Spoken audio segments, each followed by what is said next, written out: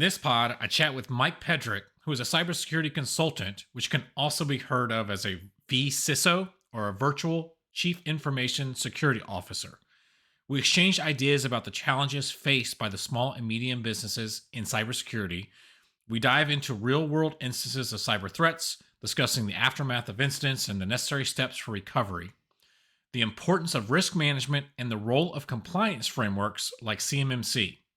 This is going to be packed with insights drawn from our personal experience and industry knowledge. We're navigating the often intimidating terrain of cybersecurity. We can provide clarity and some actionable advice. Don't miss this episode where Mike demystifies the complex world of cybersecurity for small and medium businesses. 9, 8, 7, 6, 5, 4, 3, 2, 1. Mike, appreciate you being here. How did we met on LinkedIn. This is our first time talking to each other. Give me a little bit of your background. I know you're doing a lot of cybersecurity advising, virtual CISO work with clients. Kind of, how did you get to that point? I mean, you've got a pretty long career with like a length of security certifications as I am tall. So how did you get to that point? It's funny because in addition to my day job, I'm also a frequent instructor, a frequent trainer. And it feels like as soon as you earn that first couple of, security and risk related credentials, you have to keep pursuing them just to maintain the ones you have, right? Because it's always in the pursuit of CPEs.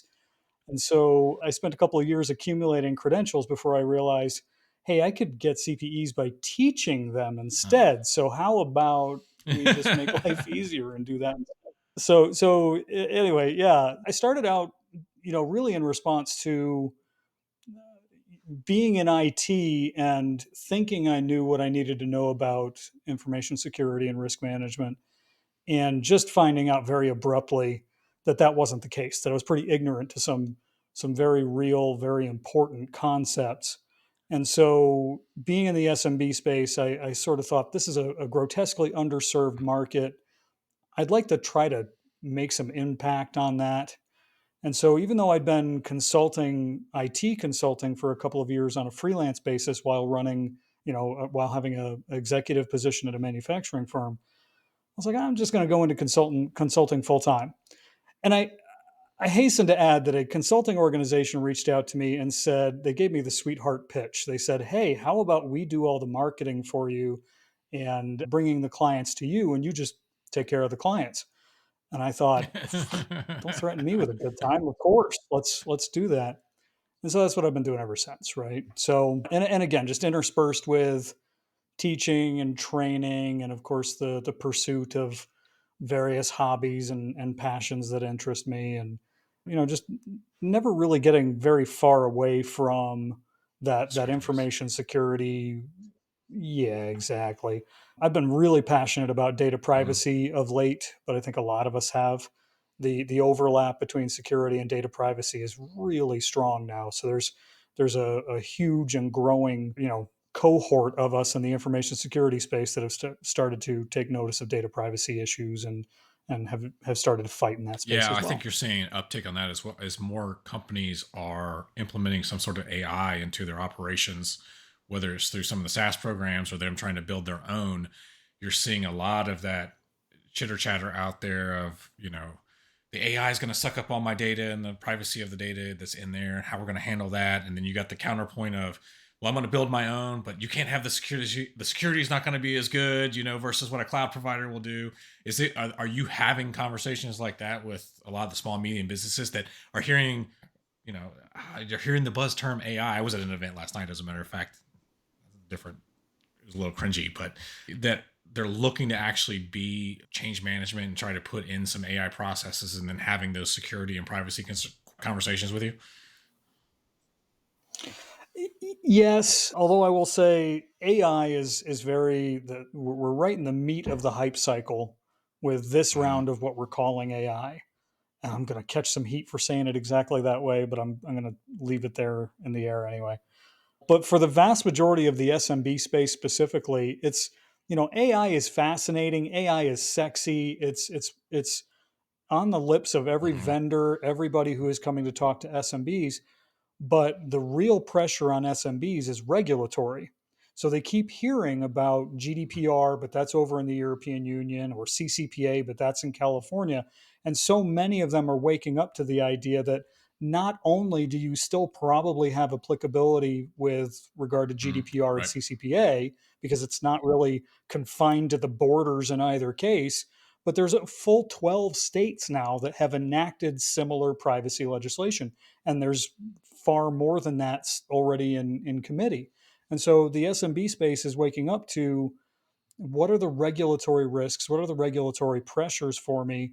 And what does it look like to try to be compliant? If I have a customer, and every customer is gold to me, but if I have a customer that has a right to action to demand all the data that they have on them, do I have the operational mechanism to do that? Am I going to be able to process that request, prudently, without facing the wrath of insert regulatory body here, or losing customers, as well as, I think that we've started to see a lot of these more embarrassing breaches, data breaches, and compromises are getting into the mainstream media. You don't find it only Right. on Wired and only on darkreading.com. It's making it to CNN, it's making it to, MSNBC.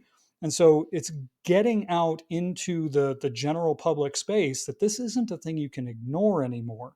And especially with SMB clients, they're sensitive to the idea that it's very possible that their first compromise is the one that leads to them closing their doors the Absolutely. next day. Well, you brought up something. I'm curious how much education, or how surprised are you that we're still talking about people thinking in terms of geographic borders? I mean, versus going. I mean, I got a Uh, small. They're a high net worth family I deal with in a very similar vein, but they're dealing, no kidding, mhm. with little onesie twosie entrepreneurs. They do horse racing type, I'll say horse racing type stuff. I'm not allowed to say who they are, but you're dealing with somebody in Sure. Europe. You're dealing with somebody, in South America. But these onesie twosie things. So it's been a while since I've had somebody that was an example of thinking in that geographic boundary thing. Are you still running in it? I mean, it's, to me, that's crazy. From a regulatory enforcement perspective, yes, right? Because they're still thinking in terms of, the vast majority of folks in the states are still thinking in terms of, local, regional, state, government, federal, right? Mm. In that order. And then industry, right? If we're in the healthcare industry, we already know that Yep. HIPAA is going to be a consideration. If we're, in the retail space, that we have to pay attention to PCI, or at least know how to Yeah. spell it, and so on, right? And so it really is a game of, as you say, right, educating folks to say, okay, yes, this regulation is bound by, it's enforced by this agency, which is subject to this jurisdiction, where that jurisdiction is in alignment with state borders or jurisdictional, borders in your locale, right? But that's not always going to be the case. You can't always make that assumption. And for better or for worse, there is still an appreciable amount of ignorance in industry about really what does a thing mean, right? What does PCI mean? What does HIPAA mean? What Mm. does GDPR mean? We know these terms, we know those acronyms well enough to be able to assign them to an industry, or assign them to a scope of, you know demographic, or again, jurisdiction, et cetera.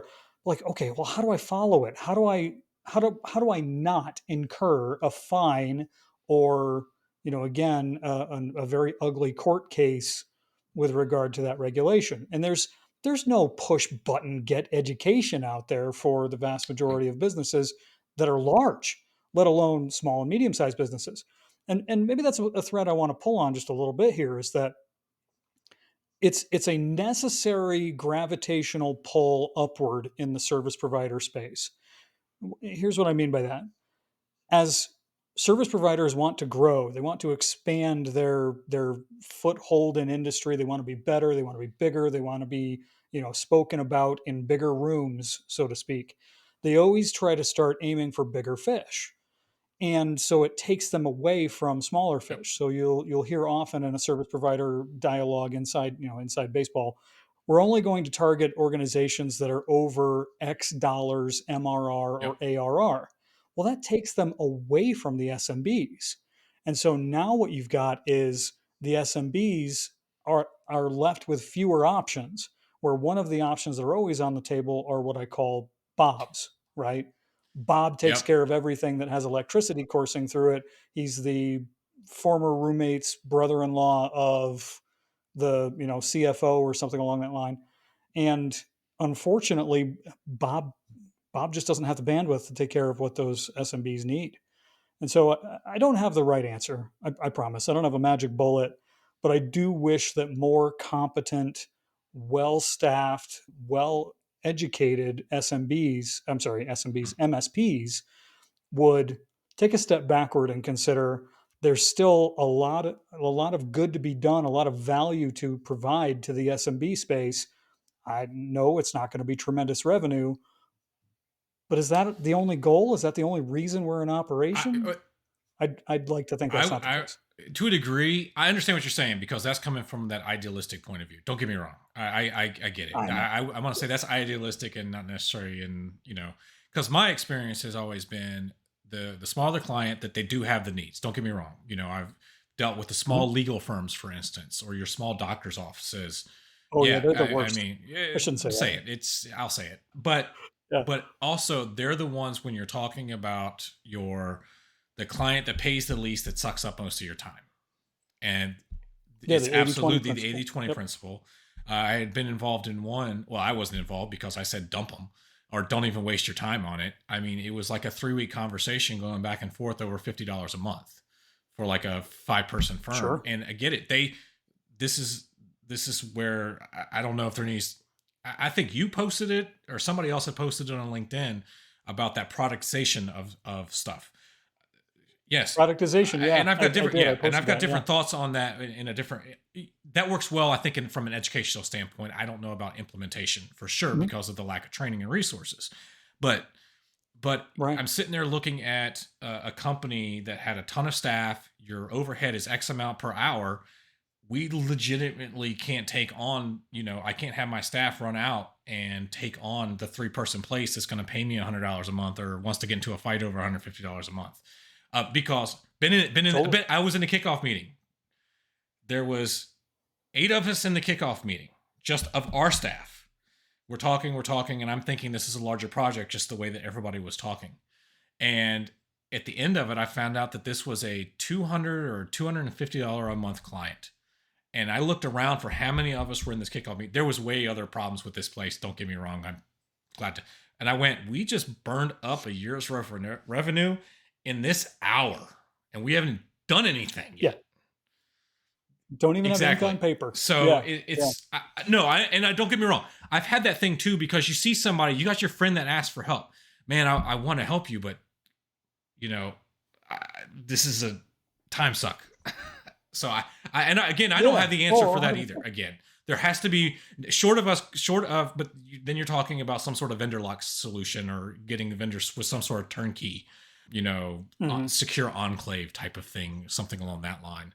But I don't know. I think this is going to be something it's been a struggle for, well, as long as I've been involved, and it's going to continue to be a struggle, particularly when you're starting to deal with trying to negotiate this, the pricing, and people don't understand the value of what you're bringing to the table, and you can't articulate the value of what you're bringing to the table, which has always also been a problem in cybersecurity. Yeah, I would say again, no magic bullets for me, and I don't purport to having the right answers. Do you know what I mean? I always joke around. I say, I thought I was wrong once, but it turned out that wasn't the case, and it's just a cute way of saying I've been wrong before, right?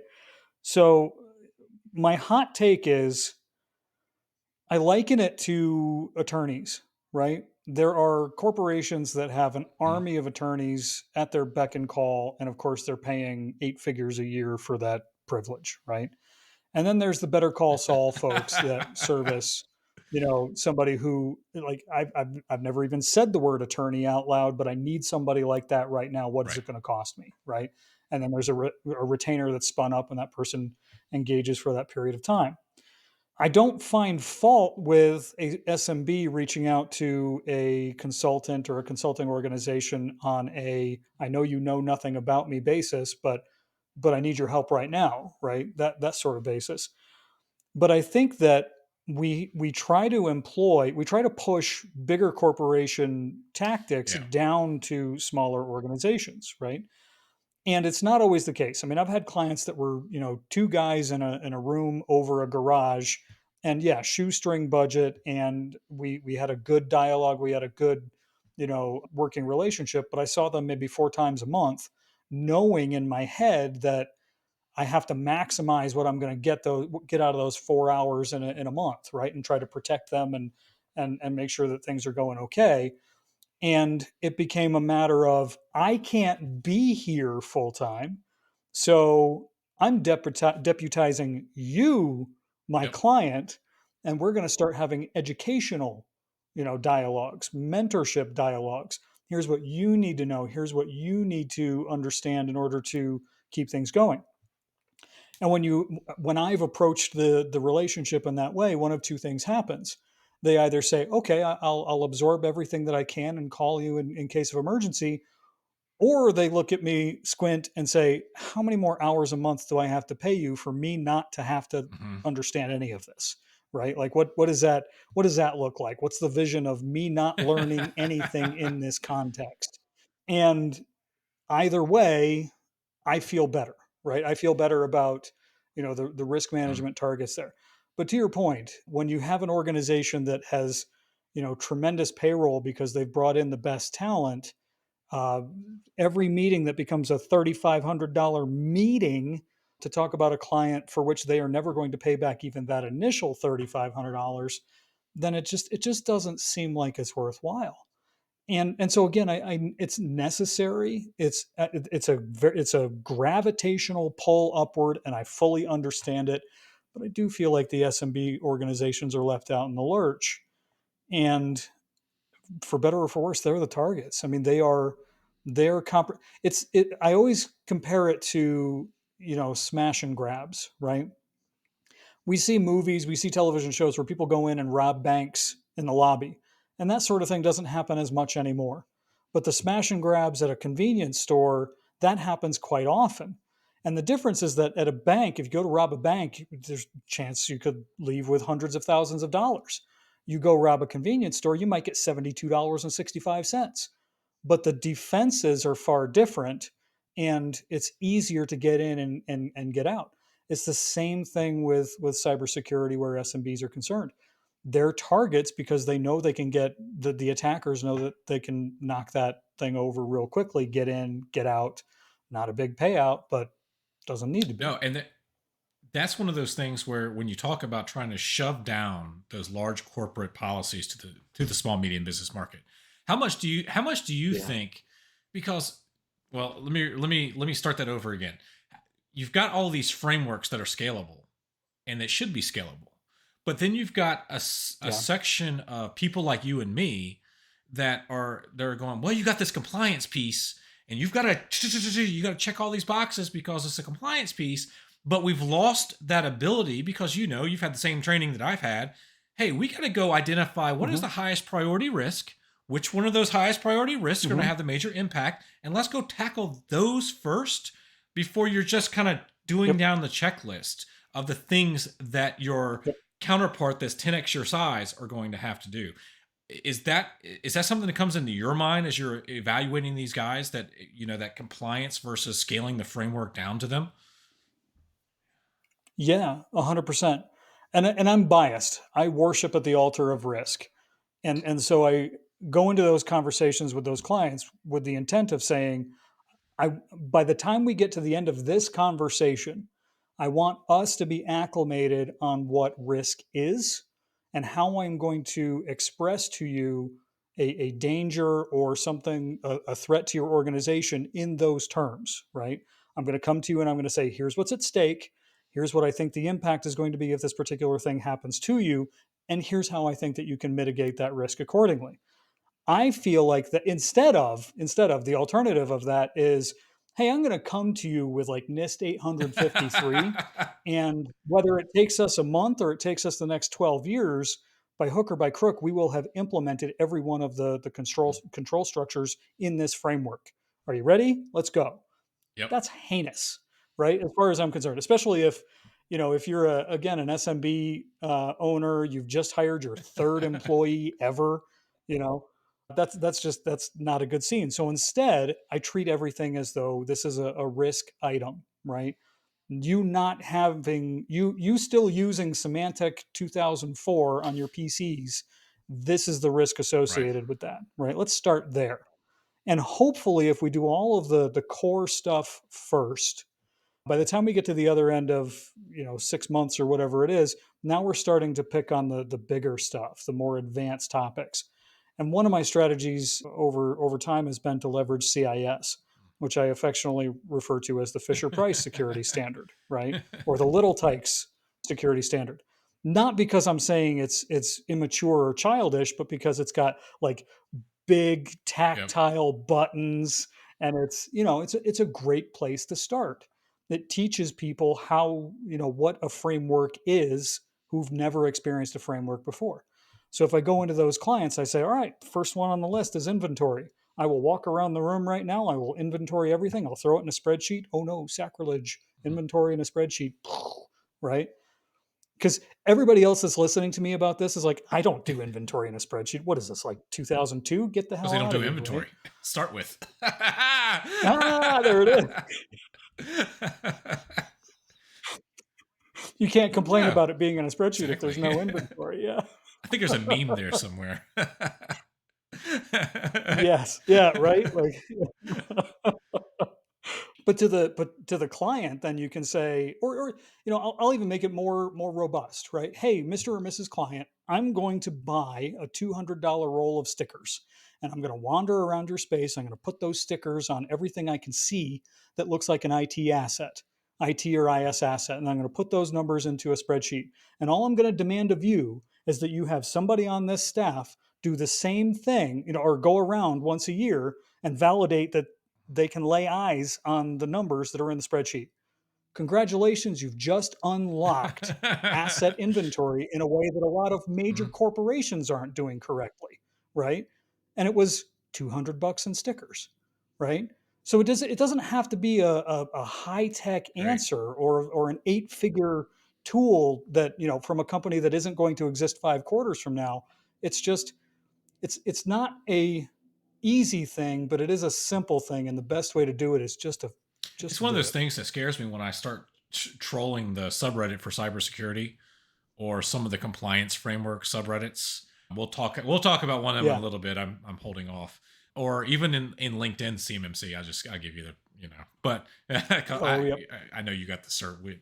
That's a whole Anyway, but the way that you see the guys that are so invested that primarily have only ever worked for large organizations, and I'm looking at this going, Hmm. who are you communicating to? Because that's been one of my things when you're sitting there going, I want to start an awareness campaign. I want to start doing education.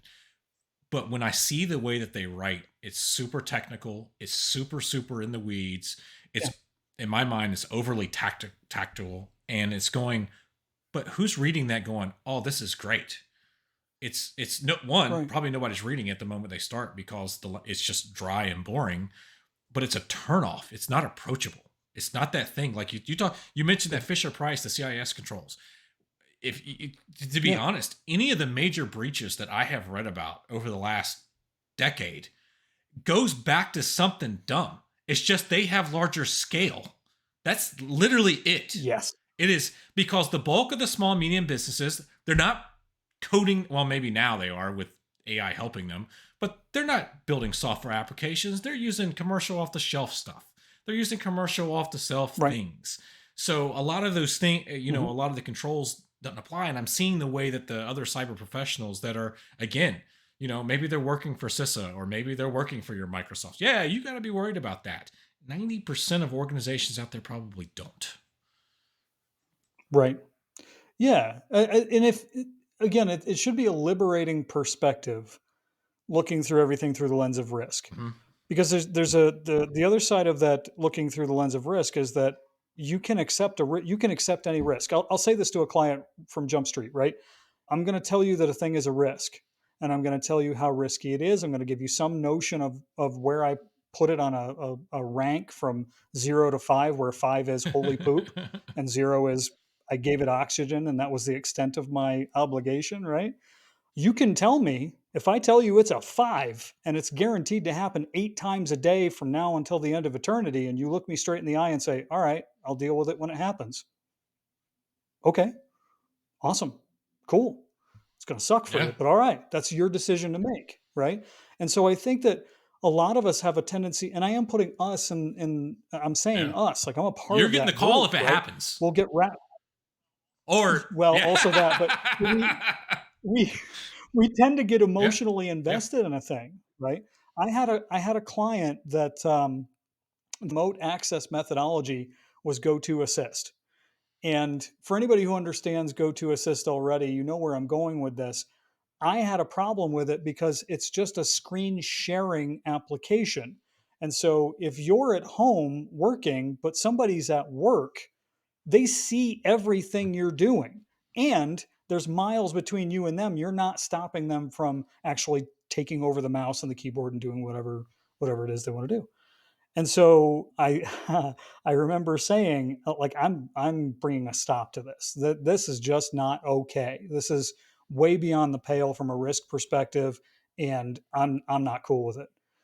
And I knew as soon as I said it that way, right? You know how it is when you Yep. start saying something and then in the back of your mind you're going, "Well, hold up.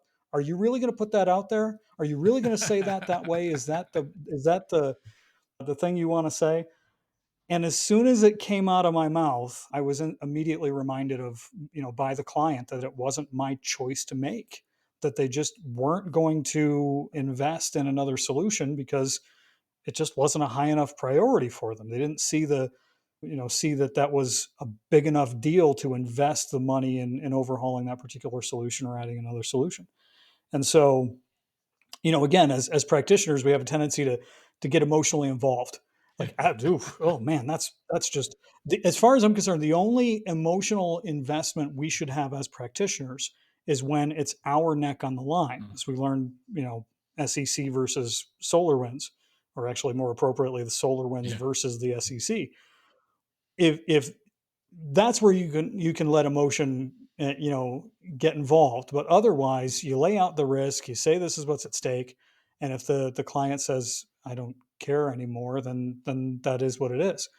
And so all of the risks that have been accepted, I accept the risk of enforcement of, PCI. Well, no, I won't even lean on PCI, right? So FTC safeguards rule was recently updated, and there's a lot of organizations that just woke up to the idea that they are a financial institution. But nobody knows, actually, this dovetails into CMMC really well too. Nobody knows what enforcement is going to look like yet. So everybody is looking around at each other like, well, I'm going to wait and see who gets Mhm. popped first and see how bad it is before I Going down the start, line. falling over myself to get compliant. So, okay, well, it's going to go one of two ways. It's going to be easy, or it's going to be really, really hard when that starts happening. So before we talk about CMMC, I was curious, Sure. do you have any of like your worst horror story or the most interesting story of interacting with the client? You're like, oh my God, like that forehead slap type of thing. And you're like, I can't believe this has been going on. That kind of jumps out at you without having to, of course, without like disclosing who they were, but just a crazy circumstance. Yeah, it's actually got a pretty fairly positive spin on it, though. I had a client that this was 10 years ago now. They got Mhm. ransomware. And I had been talking to them. They had an SBS, they had a small business server, right? And actually, funny, oh, maybe this is more in line with what you're asking.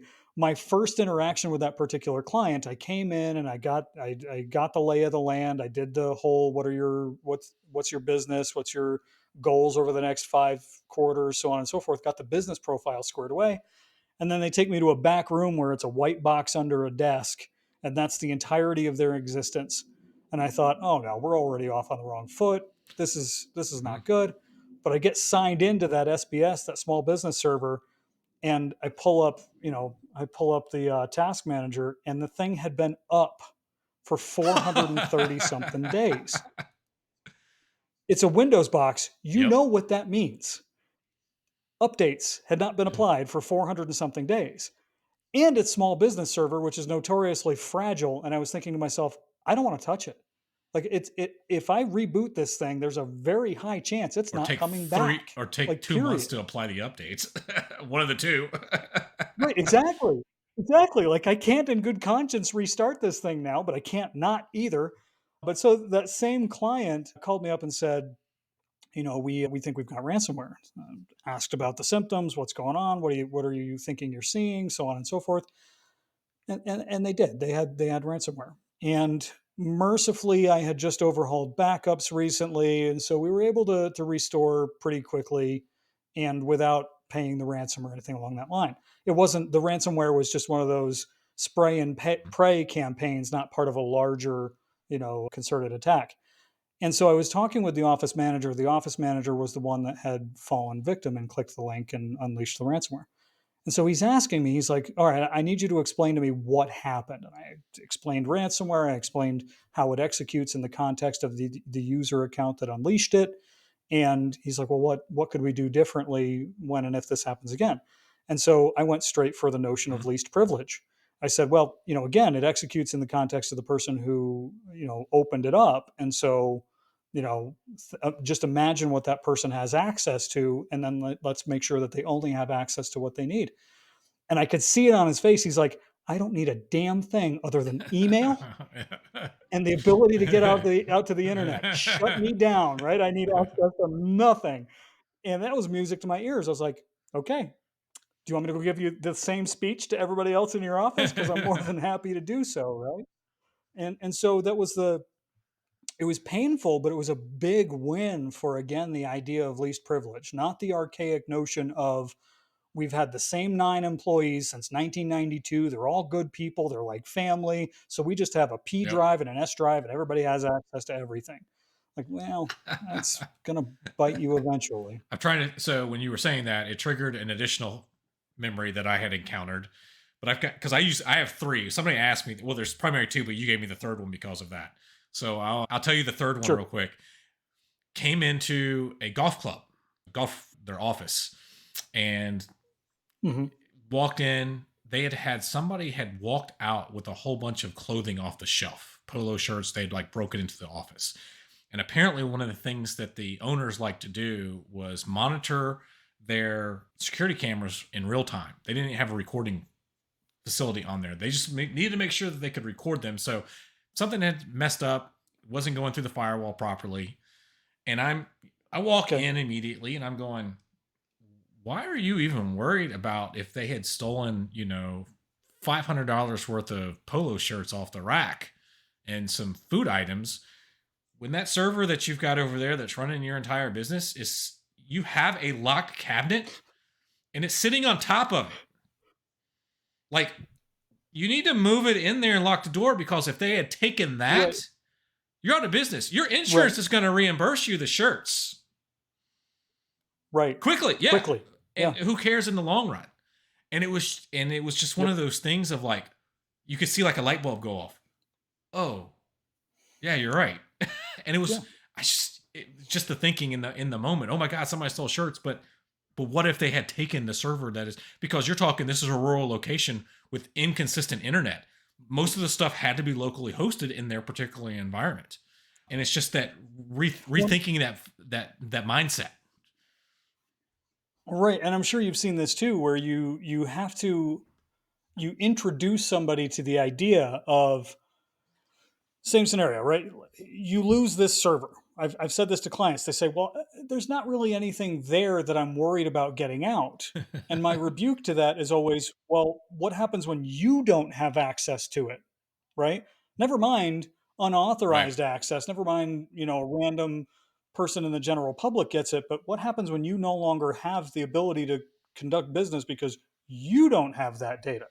And then you see it just slowly dawn on them like, oh, yeah, that would be problematic. That would sort of be a bummer.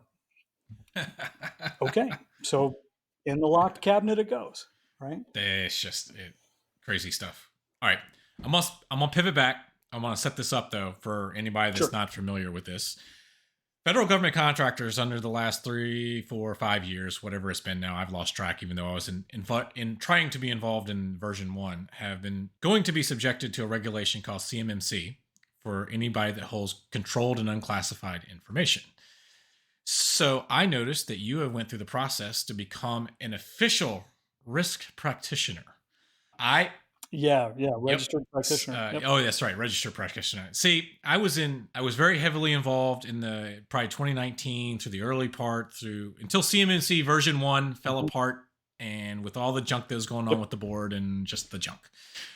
What are your thoughts about Same. it stands now as things are getting into that final rulemaking period? Has it been worth your effort going through that RP process? Because I get hit up on that periodically, and I've got, well, I'll let you go first and then I'll tell you where my problems are at. Sure. Well, and I just want to say I don't want to be flippant about this, but it's like VHS versus Betamax is how it's become, right?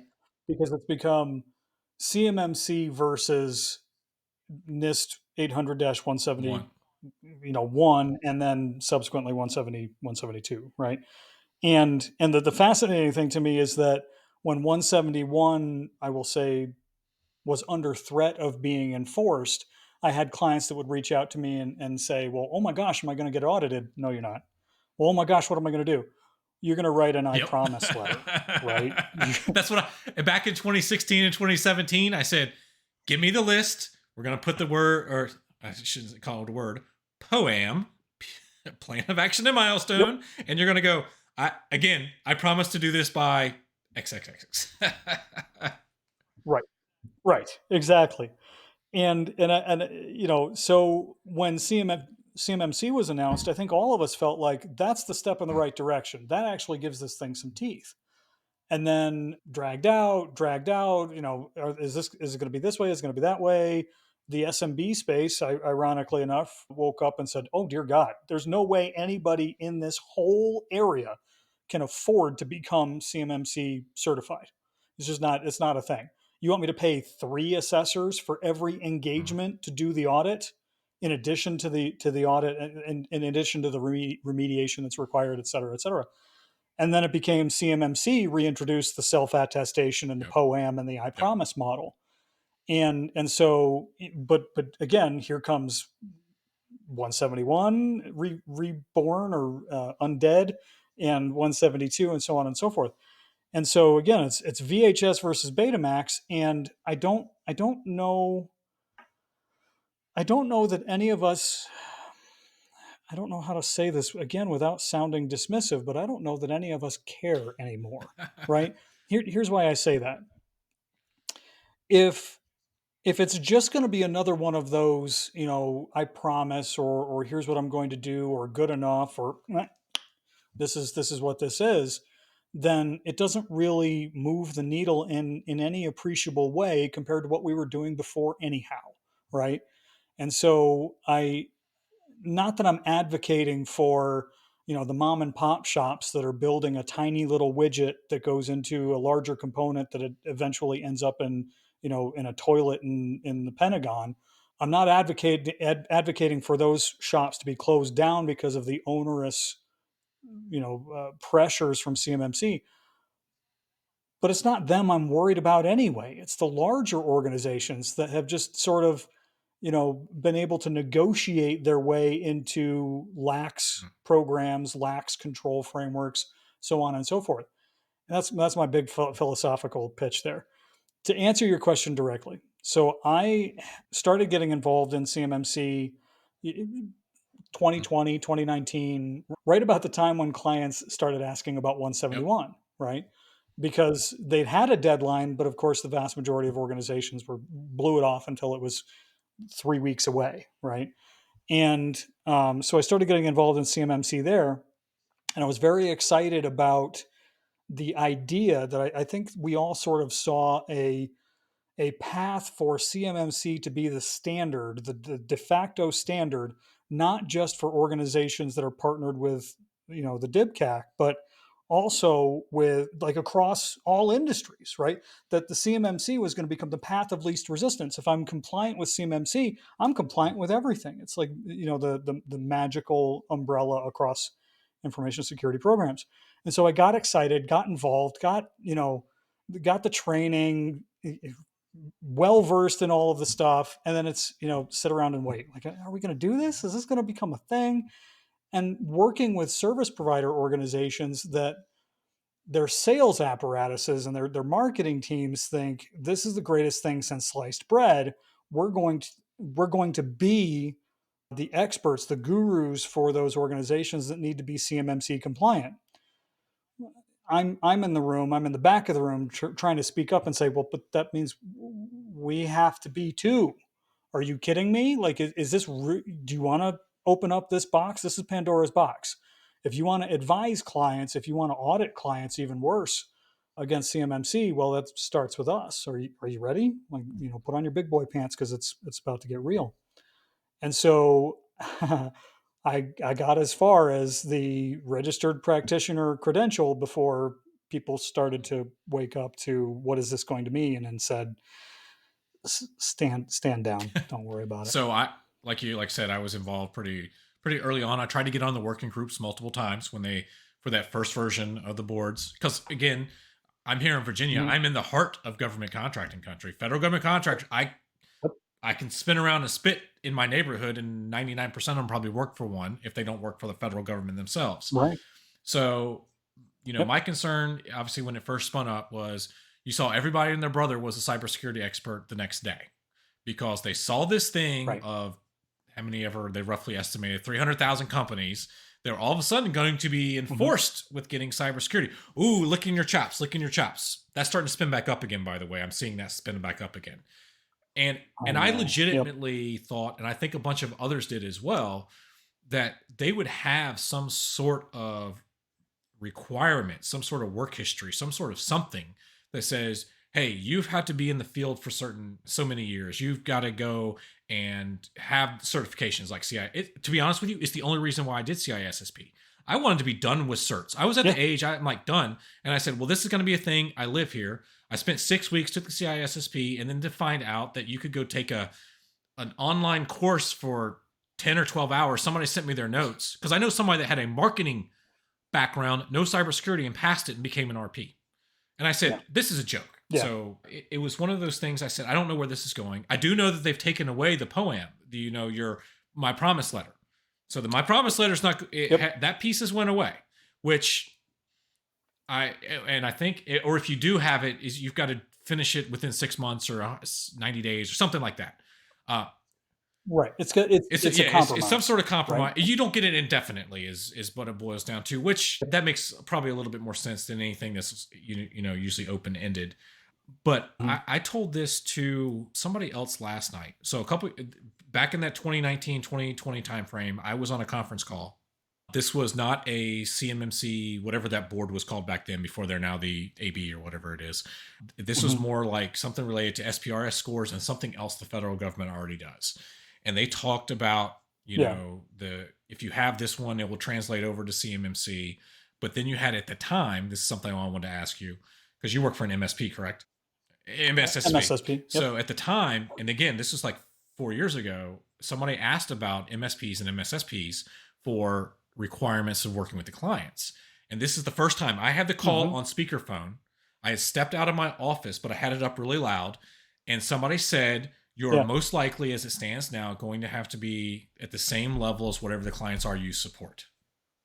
And the audible gasp I'll never forget that gasp that I heard, because it was an open phone call that I was on. This wasn't a Zoom call or something like that I had dialed into. It was open phone call. Anybody could have jumped in. Yep. And then that CMMC fell apart at that time period, and it's been, went through its different things that it's been going through. That's popped back up in the last few weeks. I was on the town. I don't know if you were you on the town hall week before last? I got to be honest. I stopped attending them. The last one was one had to deal with MSPs and MSSPs. Yes. Okay. It's on the website, but essentially they were talking about this, and now there was a group of like 7 or 8 MSPs that have bound together to form their own lobbying group around this. I think they're circling the wagons. So I didn't know if this is something with the clients that you guys have had, knowing that that's probably coming down with defense contractors that you support. Have you started taking measures yet for yourselves to see what tools, what applications, that type of thing that you're going to go, ah, crap, we can't use this one, or we got to build a secure enclave for this handful of clients? Is that something you guys are in discussion about?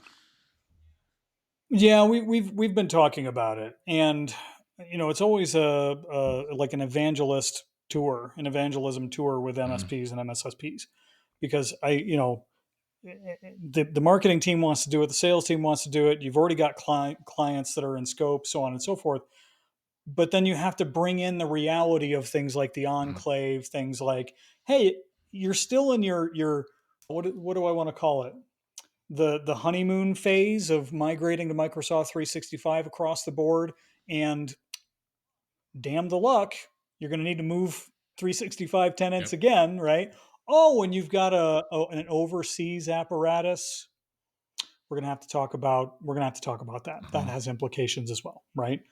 And so it's trying to bring that reality to the MSP and MSSP space, and trying to sneak up on the idea of, if you don't have the testicular fortitude to do this right, Yeah. don't do it. Don't do it at all, right? Don't bother. Your answer then to organizations that have applicability in this space is Mhm. call somebody else, right? I can't help you, right? And so again, I don't want to be a defeatist. I don't want to be the cat that has to answer to the person who signs my paychecks to say, yeah, no, this is a non-starter. But again, there's a lot on the table if you do it Yeah. wrong. There's a lot at stake if you do this wrong. And so it's having those dialogues, having those conversations. I've been having that conversation a lot with MSPs and MSSPs since 2020. And inevitably, it's a question of, here's what it looks like, and they want to negotiate. Well, could we just give it to this group of folks? Does it have to be a dedicated team? Yeah, yeah, it does. And the service providers that I've interfaced with that get it better than others are the ones that have had CJIS applicability, right? Mhm. The criminal justice system. CJIS requirements are not dissimilar, or Okay. ITAR Yeah. clients, folks ITAR. who have Yeah. had ITAR, or yeah, exactly. And those cats get it. Those cats hear the requirements and go, "Oh, fine," and they've been through that hell, right? But it went quiet for quite a while, so I'll have to, dip my toes back in that world if You- the conversation is coming back around. I heard the last I'd heard was that October was the earliest we were going to see anything resembling enforcement. they're acting like now. I think it's going to be next year, most likely, because Congress has to have so many days to go on, and with it being a major, an election year, they think that's probably going to interrupt the progress, the process with that. Regardless if it switches, does the current at that time will the current Congress need to go approve what is going on? So I think they are thinking it's going to be first quarter of next year at the earliest. There's been a couple. So and let me shift gears away from the policy, because besides the fact that Sure. it was a little irritating to see everybody be a cybersecurity expert and do all this stuff that they weren't the day before, or probably couldn't spell it. I was always frustrated with the monopolistic nature of the way it was set up with one nonprofit. There was another one here in the area that predates the Cyber AB that had volunteered to be involved in this process even before that, because they had a big building up here right outside Quantico in the vicinity, and was told no because of that circle jerk that was going on that allowed some of that stuff to take place back at that time. And then all the fees that were wrapped up in it. I mean, you got the RP. Are Yeah. you still paying the maintenance fee even though nothing has been happening? Yes, I'm still within my first Okay. renewal cycle, so I haven't made the decision ultimately as to, am I going to proceed? Now, mercifully, I'm subsidized by my employer. It's not coming out of my own pocket, and I'm not out on my own as a solopreneur and having to finance that Sure. against, consulting work. Because I'll be candid, if that was the case, I probably would have pulled the All plug on it sorts. I probably Yeah. wouldn't have pursued it if I'm candid, right? So it'll be interesting to see what happens. But I also want to say this because I want to give it oxygen, right? That it's similar in nature to a regulation I referenced previously, the FTC safeguards rule, right? You have almost everything you need in front of you from a guidance perspective, and I'm talking to the clients, I'm talking to the organizations that are sitting back waiting for a final answer on CMMC. Let me know what I have to do to be compliant, and I'll do it. But while y'all are bickering back and forth, I'm just going to go back to doing what I was doing all along. That's problematic. Like you've got 171 well documented. Hmm. It's out there in the open. Hell, you've got the CMMC standard itself, although it just looks a lot like Pretty 171, much right? is. Right? Exactly. They just give it different Yeah. IDs. It's the same requirements. It's just ID numbers. The mapping exercise from 171 to CMMC takes you I want to 45 say I want to say seconds. something So about that real quick. This is that part that I get frustrated, go not ahead. just with CMMC, going, how many damn frameworks do we need to have where there are? It's essentially the same policy, but it's this number here. I used to have a chart. I swear to God, I had this chart. You could have mounted it up on the wall, and it had all the frameworks, and it showed how. All right, password reset policy. Okay, it's this one is this one is this one is across. This thing was gigantic. I cannot find it. But anyway, it's frustrating, and I can see where that's confusing to the layperson that wants to just do that initial research, that wants to sit there and starts going, Oh yeah. and they're like, oh my God, there's 45 of these things. And anyway, Yep. Yeah, no, and to your point, what I think frustrates a lot of teams, and especially those teams that are working with service providers, is they go through the effort of, okay, now I am in line with 153, or I'm in line with the NIST CSF. And then somebody else walks in the room, their organization or service provider, vendor, whoever it is, somebody else walks in the room and goes, hey, that's great and all, but I'm going to need you to get yeah, ISO compliant by 2 p.m. today. And then it starts the mapping exercise of going, okay, all right, hold on. What am I already good with in this other framework? And how can I, close the gaps accordingly as quickly as possible? We've actually spent a lot of time, myself and my team, at the behest of the organization, mapping from everything from the TSC through CMMC 17153, CSF, all the way down the line, right? This requirement maps to this requirement, et cetera.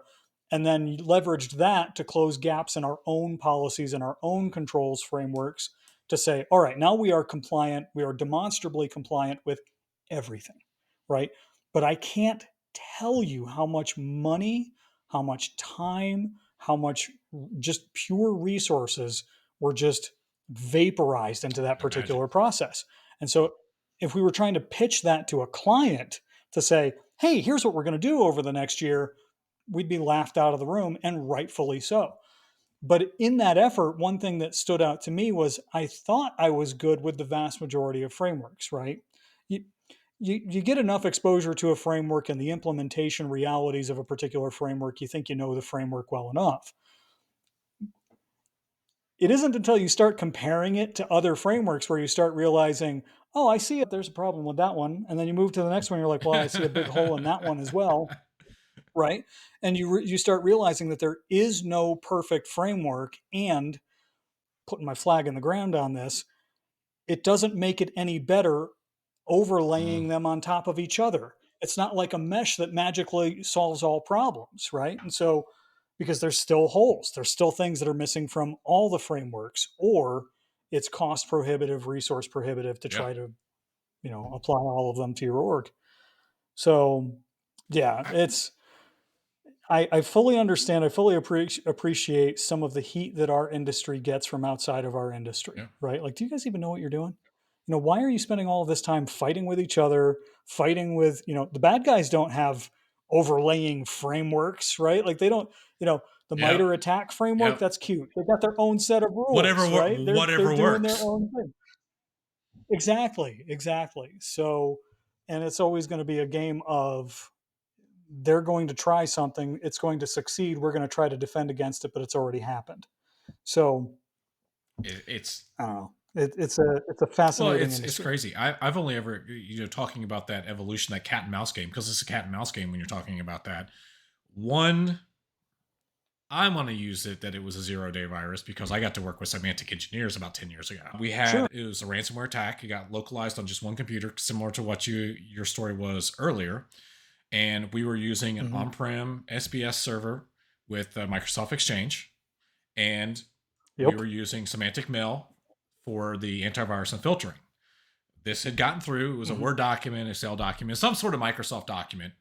And it was an infected Visual Basic script that was in there. So got a hold of the file, ran it through VirusTotal. It comes back, oh, we've never seen this one before, 0. Like, okay, that's kind of interesting. I personally have never had that happen before. A buddy of mine Yeah. was there. I shot him the file, said, be careful with the file, but you run it through, I forget which one he had. He ran through VirusTotal again as well. Dude, it still said 0 at that point. It didn't trigger that I had run it through. I shoot it up to Right. Semantic. They actually bounced me all the way through up to their senior engineers. They said, yep, we've not seen this before. You got a 0-day. And it was just a morphing because somebody had taken a line of code and moved it down a couple spots. It didn't let their threat detectors pick it up as it was scanning the file. Right. Now imagine this happening at scale all the time, everywhere. And that's what I try to explain to people with that. But I do get to go around and say, I have seen a 0-day, and I got to work with semantic engineers for 3 days, Yeah. 5 days, something along that line to patch the hole. And then we had 2 knowledge base articles that were attributed to us, which I thought was kind of cool. Right. And not that I'm trying to instill fear in people or put the fear of God into folks about this sort of thing, but and we have more advanced Yeah, detection tools. We have absolutely. heuristic tools and so on and so forth, right? But could you imagine the comedy, the sheer comedy of in 2004, 2006, something along that line, somebody says, "What do I do to put out a virus that will evade detection?" Cut, paste, send, right? Like, really? Is it was it that some I remember being prior to going into IT, I worked Okay. in architecture.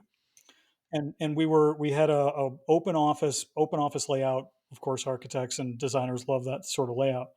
This would have been 98, 98, 99, something in that range. The I love you Mhm. virus, right?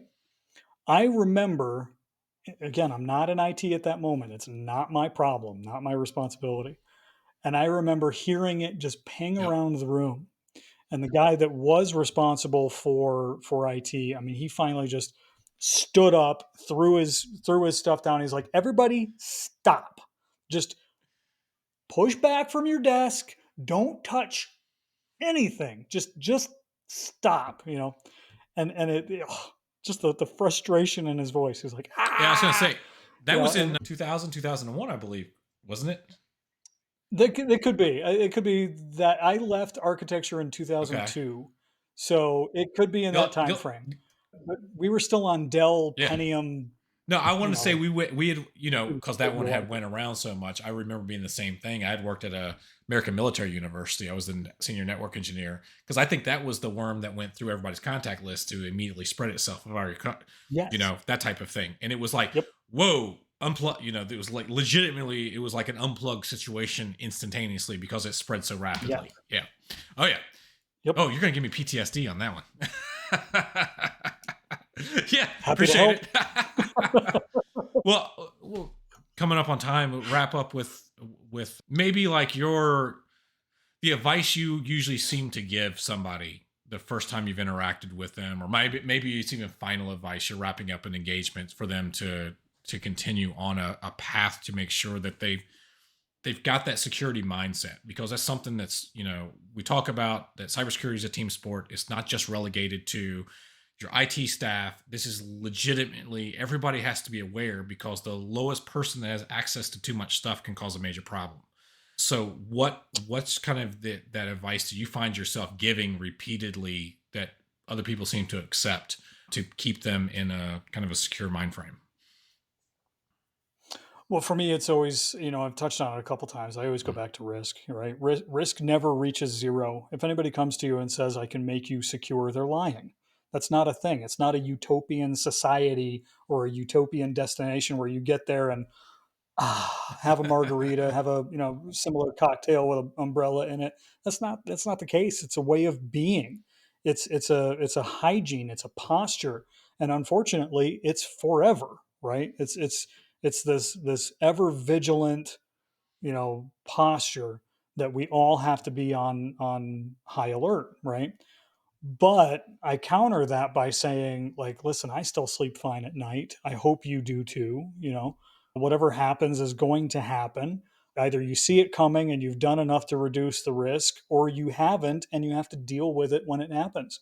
I advise a lot of clients on we're going to talk 30% about preventing certain things from happening and 70% how to Mm. deal with them when they do.